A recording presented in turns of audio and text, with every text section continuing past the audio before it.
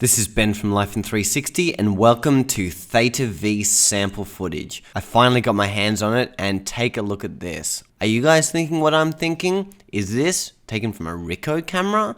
Yes, you better believe it. Believe your eyes. This was taken with the Theta V. This video looks absolutely crisp, sharp, vivid, nice colors, nice dynamic range. This was shot with the Theta V. It's in 4K, we've got lots of resolution, and all around, this is just looking so good. I'm in a little bit of shock, I must admit, because up until this point, Ricoh haven't really been a competitor in the 360 video space, but looking at this very first clip, I can see that the Theta V is going to be one of the top 360 video cameras of 2017. The only fault I can pick with this right now is the chromatic aberration around the windows, but let's be honest, the only people that care about CA are actual photographers, not the audience. Well, unless it's really bad, which this isn't. Oh, and by the way, I'd never eat any of this stuff. It is way against my diet. I only eat broccoli and carrots, so let's just say I'm a very good actor. Taking it outside and I'm seeing a very good result again. There aren't really any nasty areas that are commanding my attention. The sun is handled really well. I will point out that the seam line was facing the sun, which is the best way to avoid lens flares, but that is handling the sun super well and it's not really commanding the viewer's attention. Now I've done a quick color grade and that is looking better still. The colors are looking nice and vibrant, the shadows aren't too dark, the highlights are visible for the most part, and this is looking really balanced all around. Another thing I'm noticing is the dreaded red dot of doom.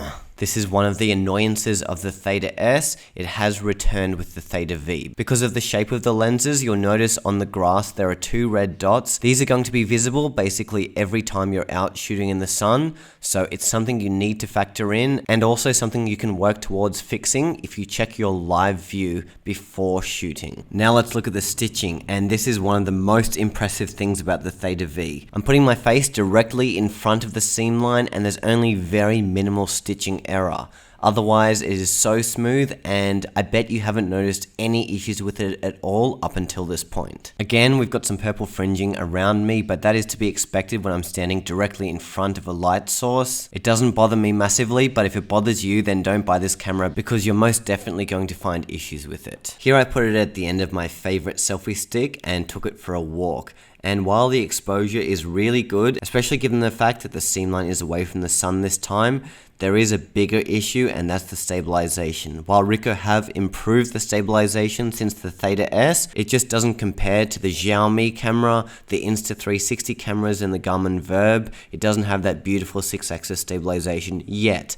It may be added in a firmware update later, but at the moment it's going to be a little bit shaky. Here I attempted a spatial audio test, and while it was successful and the audio played back really well inside of the Ricoh Theta desktop app, when I brought this footage into Adobe Premiere, it lost its spatial ability. It only came up as one track. After spending some time on Google, I realized there was a fix for this, but it's not going to be as simple as drag and drop. You will need to install some ambisonic audio plugins, so while spatial audio is going to be an awesome feature, it is going to require some work. And here's the Theta V in low light. Take a look around, what do you see? With an f2.0 aperture, it's going to be one of the better performers for 360 video in low light. There's a little bit of noise, but not too much. The lights are quite low at the moment, so I think it's performing really well from looking on my phone here. You won't really want to shoot too much darker than this, but in low light, the Theta V is going to have your back. I know a lot of people are disappointed at the fact that the photo resolution has remained the same. However, seeing all of these samples, for me, redeems the Theta V. This is definitely a camera I'm going to be using a lot in the future for shooting 360 video, and I'd strongly suggest you consider it too, because this footage looks excellent in every situation, and I know that it's a camera that I'll be able to rely on to deliver. I'm going to put a link in the description to where you can find it on Amazon. It's already up there, and also definitely stay tuned for my Theta V official review. I'm going to get it out as soon as possible, where I'll put out all of my thoughts. It's It's not a perfect camera, but there is a lot of really excellent features here, so don't discount it yet. This is going to be a contender against the Insta360 the Xiaomi, and everything else out there. And as I lay dying from a solid 20 seconds of exercise, I'll just remind you to subscribe to us on YouTube if you haven't already for more awesome 360 content. We've got tutorials, comparisons, all that good stuff. We're also on Facebook, facebook.com/lifein360photo, and feel free to follow me on Instagram. I'm at Ben Claremont. Alright guys, until next time, keep capturing your world in 360, and I'll talk to you soon.